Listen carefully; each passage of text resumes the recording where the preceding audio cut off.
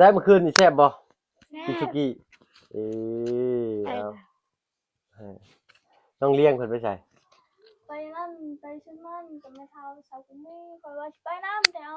น้องแม่ว่าสิไปตัดไม้ไผ่เดี๋ยวไปดอกแกไม้ไผ่อยู่ไม้ไผ่เหรอไปตัดไม้ไผ่อ๋อต้องเลยครับรถติดยาวนี่ละนาดเลยเนาะเลยก็จะว่าฮอดไทยครับ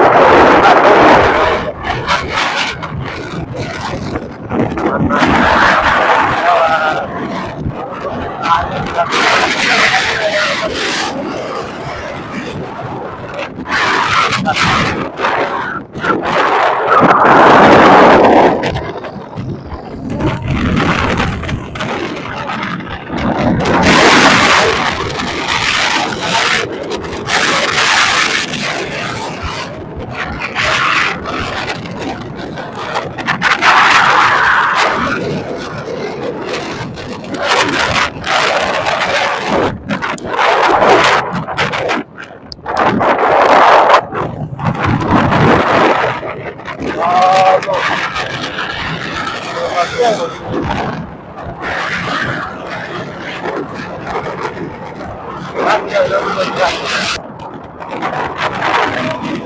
บ้านแล้วบ้านบ้านแล้วบ้านร้อนเลยเยอะนี่เดียวบ้านหมด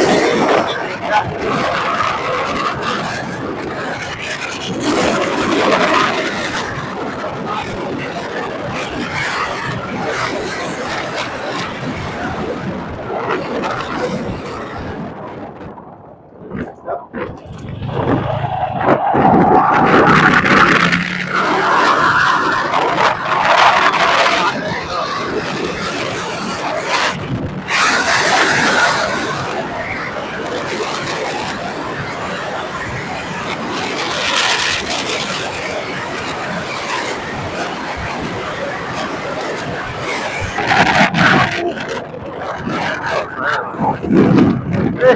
บ้านนี้ยังหมดชุดอยู่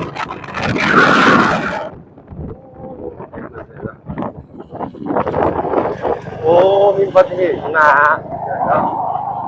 ไม่ไปจะได้หรือเปล่า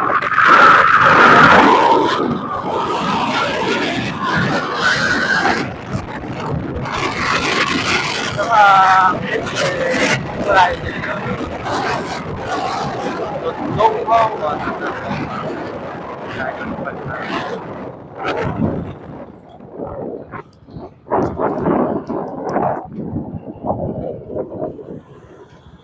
เอ๊ะ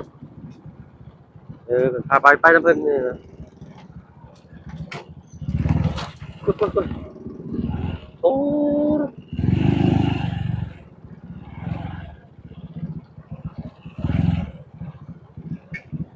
รถปีนเลยเนาะเออเขียนบางใหญ่ไม่หยกถึง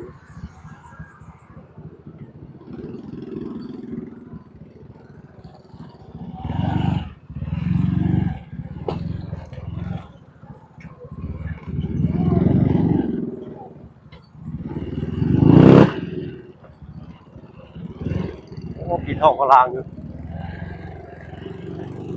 ทางลัดก็เลย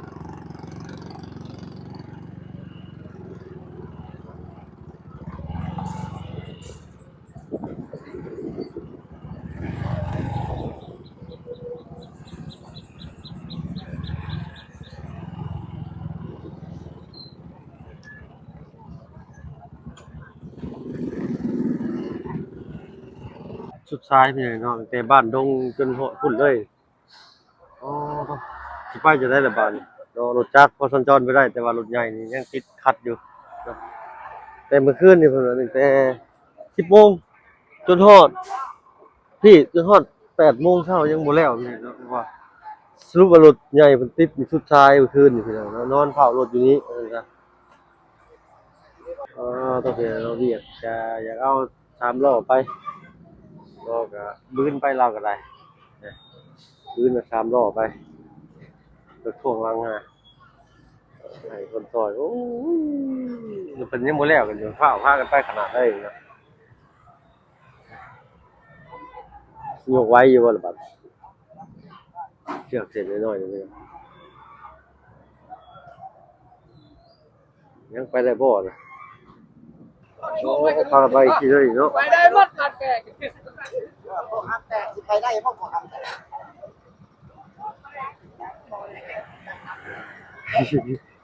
ไปได้บ่แล้วนะไปใหญ่ผมไป เรียนไปหรอก ไปได้พัดกันไปก่อนเลยนะไปเฮาก็สิว่าหาทางไปกับพี่หน่อยแล้วผมมันสวยเลยเนาะยังไปเวียกทางอื่นอีกอยู่รถติดอยู่นี่แต่เมื่อคืนนี่เพิ่นว่าเนาะยังบ่ได้ไปใช้อยู่เลยแล้วมาเบิ่งอีกทางหนึงบาดนี้หลังจากเจ้าขามาอีกฝั่งนี้โอ้อ่ะรถก็จักอยากสัญจรไปแหละพี่น้องแต่ว่ายังไปบ่ได้เนาะเส้นทางคับแคบเอาก็คือสิแล้วได้ไวๆนี่พี่น้อยเนาะเพิ่นก็พากันเจาะเส้นทางลงใหม่ปะและพวกกันอยู่บ้านน้องใจดีพี่น้อยเนาะ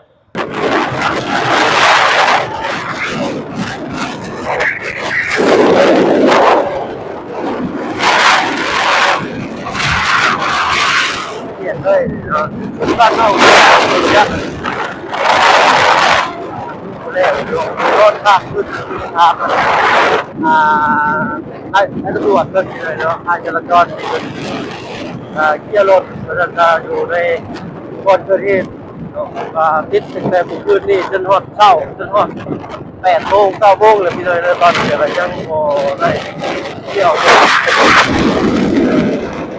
ตายเลยอะไรมันไม่ได้เรียนอะไรแต่มันทำยิบไปไปเนี่ยน้ำออกเป็นการเป็นมากเลยเนาะ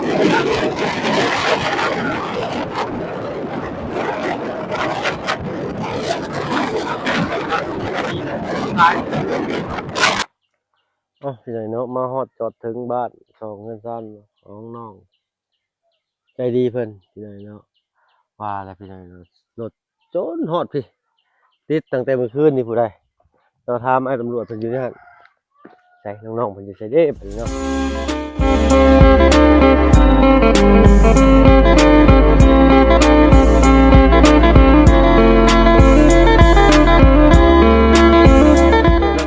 กับทักทายเด้อพี่น้องเด้อเนาะกับทักทายสบายดีใหญ่ใจดี FC เบิดทุกท่านที่เช่นเคยเนาะกับพ่อครับบ่เพิ่นเคยลาคือเก่าพี่น้องเนาะอยู่บ้านสองชั้นของน้องใจดีน้องแต่งจริงเพิ่นเนาะโตสบายดีน้องเป็นไรรถติดฮอดพี่เลยรถความพี่น้องเนาะบริติดชื่อได้บ่นี่สบายดีฮอดไซต์ตัวยาบตัวนี้เป็นยาบฮอดไซต์เลยโรงงานไปอีกเขาสุดชายแดนผมจักเห็นบ่ติดตึมนี่จักบาทนึงยาจนสุดชายแดนพุ่นล่ะพี่น้องจำเบิ่งนี่ได้อันนี้ก็จะสุดบันดงเลยได้พี่น้องเนาะรถขาออกนี่ลายกว่ารถขาเข้าได้จากเวียดมานี่ก็ได้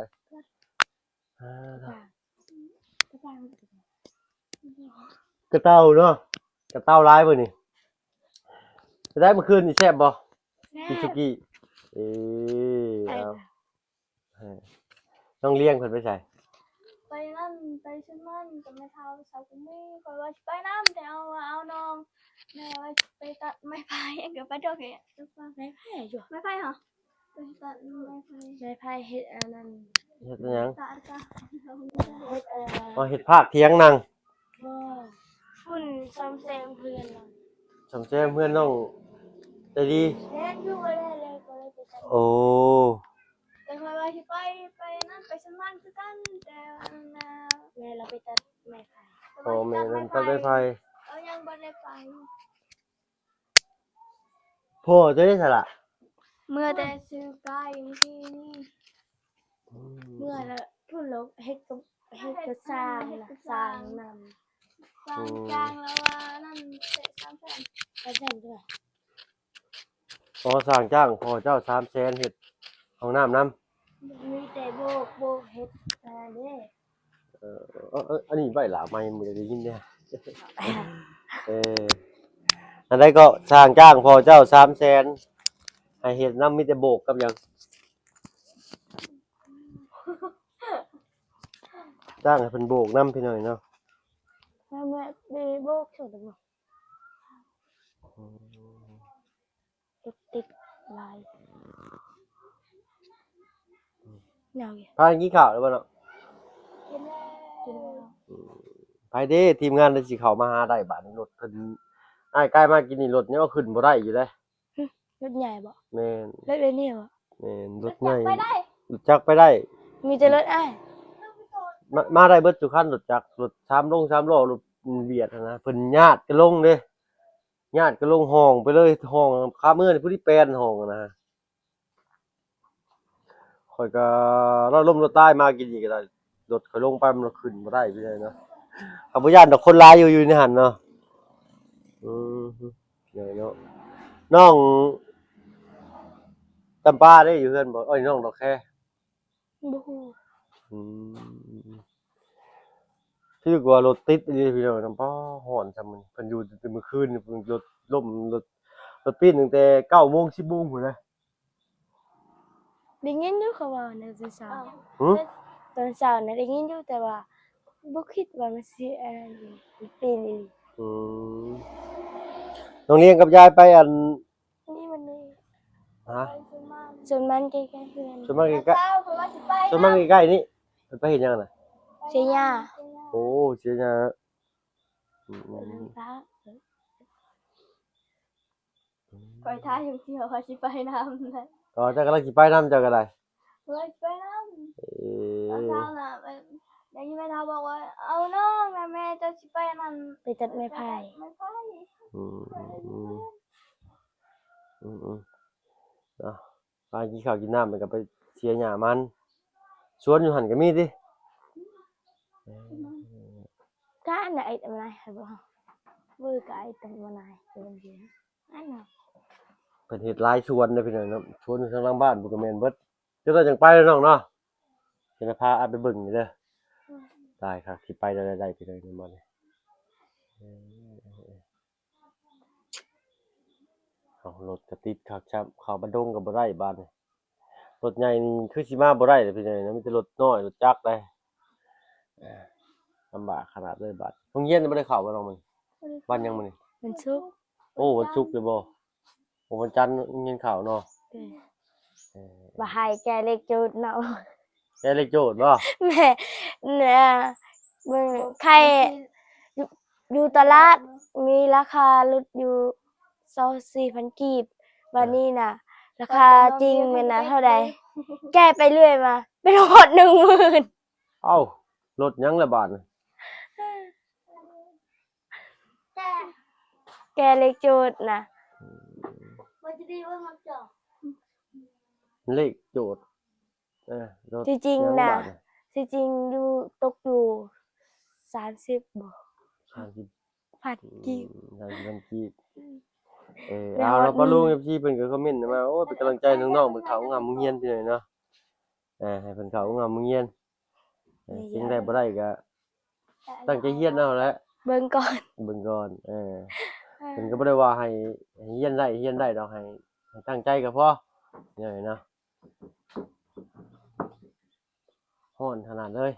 ก็มา จะคืออะไรนั่นน่ะ เอา ขับไป ป่วงบ่เพิ่นเอิ้นป่วงบ่นี่ ใช่ อืม มาเลยไม่พวงตลาดเลยใช่ป้าย เอา คือ เจ้า พวง ลุง ตั้งไหน เริ่มเลยก็ พวง ทีมงานก็พากัน พวงไหน เข้ามาอีกหน่อยเนาะ ไปเฟียลงอะไรบ้านเก่าเหมือนนี้แล้วหลังแล้วก็มันคงค่อยอย่างนี้นะ อืม แต่ว่าเนี่ยก็ใครเบอร์ไก่ปีอันจะเบอร์ไก่ปีกับเอานิ้วไง โทรศัพท์ข่อยบ่ไหวแล้วฮ้อนแฮงดีบัด เบอร์ไก่ไอ้กระบอกนิ้วคืออยู่ดอกอันเดียคือไอ้